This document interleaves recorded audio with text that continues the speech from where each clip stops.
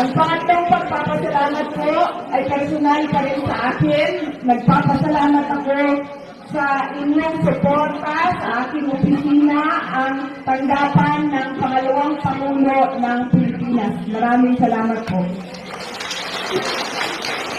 At ang huling pagpapasalamat ay mula po sa aming pamilya, ang pamilya Duterte, na kahit galing po kaming Mindanao, ay sinuportahan ninyo kami dito sa Northern Luzon, lalong-lalo na sa 6 na taon na administrasyon ni Pangulong Rodrigo Duterte. Maraming salamat po.